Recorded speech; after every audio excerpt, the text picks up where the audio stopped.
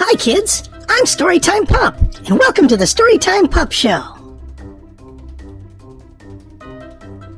I'm so glad you came by to play. I love when my friends come by to play, and you're one of my friends. Are you ready to have fun? Let's see what we're going to do today. Magic marker, show us what we're going to do today. Yay! It's storybook time! We love storybook time! Well, hi kids! And thanks for stopping by for today's book. Today's book is This Really Happening? What to do when there's a dangerous person at school.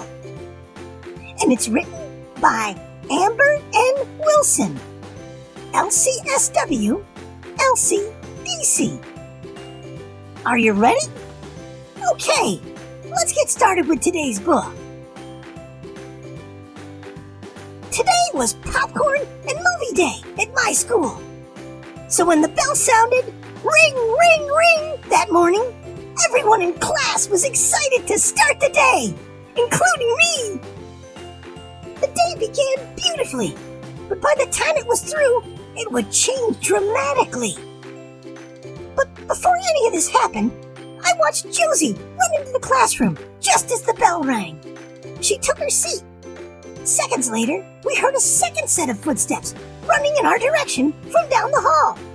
Jack burst into the classroom, huffing and puffing, trying to catch his breath.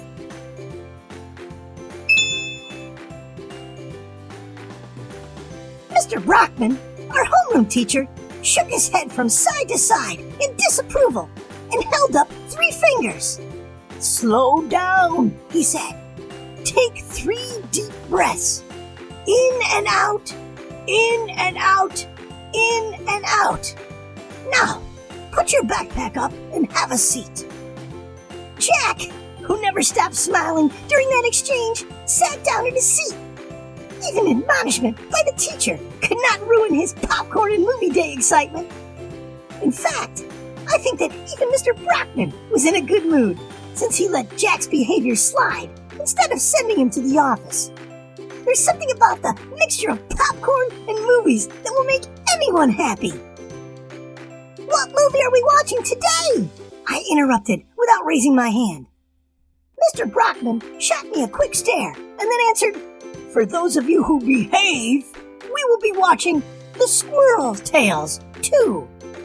Uh-oh! I realized I had to be on my best behavior if I wanted to watch the movie and not be left out. I had never seen the first Squirrel's Tale, but everyone said it was good. I was sure the sequel would be good too.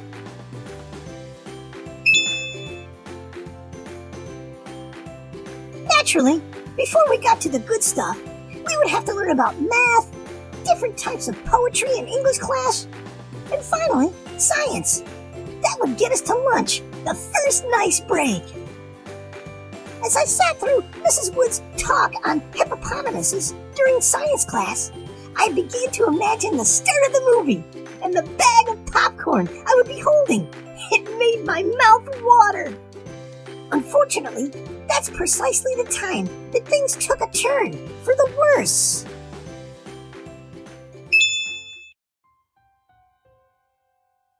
There was a sudden, muffled bang sound that came from somewhere outside our classroom. Everyone heard it. I'm sure Jack and I even jumped in our seats. "Did someone slam a door out there?" Mrs. Woods asked. I wondered if it had been a slamming door or something else.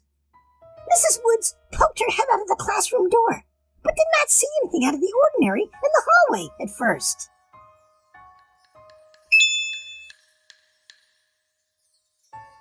Since I sat in the front row, I could see down the hallway if I leaned just right. Well, I did that, and that's when I saw some young man who kind of looked like Jack's older brother walk by at the end of the hall. Something about him was off. He sounded angry, making strange noises, and would yell loudly every few seconds. I could not make out what he was saying, but it sounded like threats. Just before he disappeared, I caught a glimpse of him holding something dark in his hand.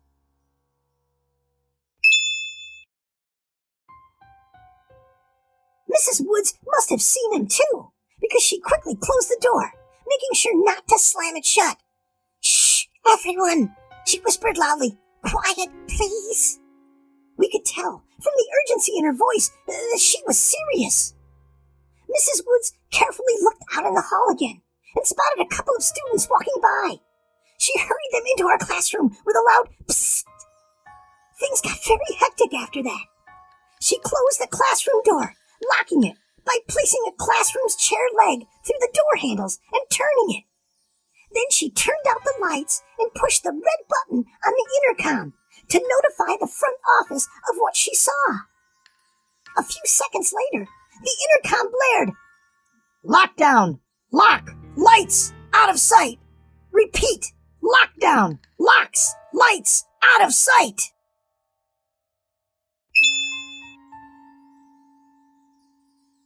The entire school knew what that meant. We had practiced the drill enough to remember. Lockdown! Lights! Lights out! Out of sight! Meant there was a threat, or possibly a dangerous person somewhere inside the building. The drill taught us it was important to remain quiet and to listen to our teacher's instructions. "Stay completely silent, class," she whispered loud enough for the entire class to hear. "Remember the drill. Get low to the ground and hide against the cabinets, away from any door or window." We all did as we were told. This was not the time for misbehaving.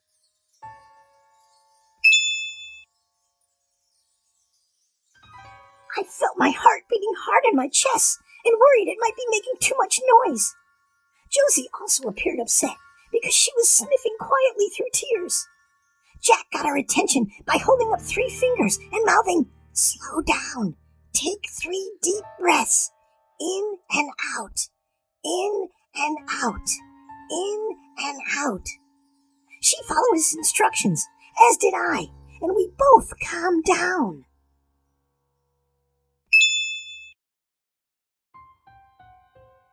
Outside our classroom, a bunch of footsteps ran for the back door, probably some fleeing students. Then, suddenly, the police arrived on the scene. We heard the sirens and the screeching tires outside. Bang! This time, it sounded much closer, and not so muffled. Josie and I jumped up so hard, we hit our heads on the cabinets. I accidentally said, "Ouch!" Josie shushed me. "Shh!" She looked very angry. In the hall, the school's back door opened again. This time, we heard louder footsteps. It was the police. The footsteps stopped somewhere close by, and one of the officers yelled out, "Put your hands up and drop your weapon!"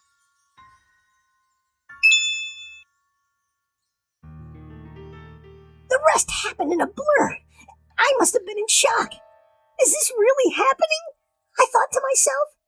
The police officer was talking to the young man, but we could not understand what was being said. It was all mumbles, though I think I heard the young man crying. "Please, oh please," Mrs. Woods whispered from where she was hiding. "Listen to the police officer. Do what he says." The voices outside got a bit louder, like they were arguing, but then they softened again. A few seconds later, we heard the clinking sound of metal handcuffs.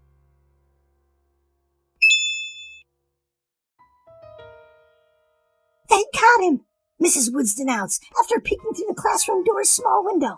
She sounded very relieved. We remained hidden for what seemed like forever before a voice came over the intercom and said, "All clear. We have contacted the parents for early dismissal. Everyone, please remain in your classrooms until called." Mrs. Woods covered her face with her hands and cried. It sounded both sad and happy at the same time.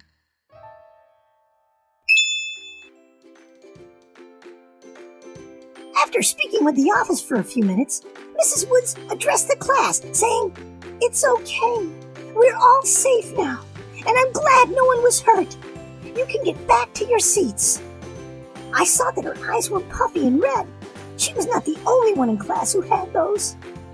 We slowly stood up, thankful that everyone was okay, and made our way back to our seats.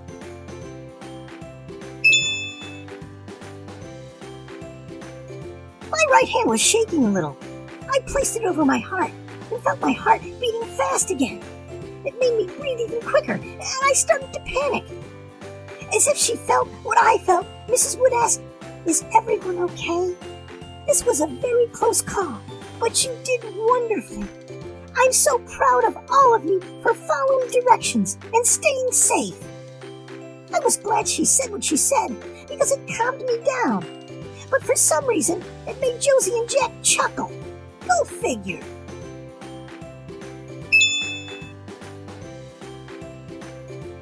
"Oh no!" Jack suddenly cried out, much too loud, startling everyone. "What?" Mrs. Woods asked just as loudly. "We missed popcorn and movie day!" "Don't scare me like that, Jack," she said, holding her hand over her heart. "Let's not let that ruin our day even further. We have a lot to be grateful for." Indeed, I felt a strange calm in me. I was happy to be alive. "There's always next Friday," Mrs. Wood said. "We'll make some extra popcorn." It made the whole class cheer.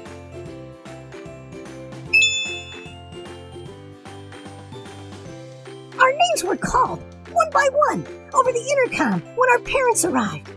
My mom and dad picked me up with eyes even redder and puffier than my teachers had been. They kept saying, "We love you so much," over and over. It was very intense. On the drive home, as I was looking out the window, I smiled, knowing that I was safe and sound. But for some reason, I started to smell and taste popcorn, and it made my mouth very dry.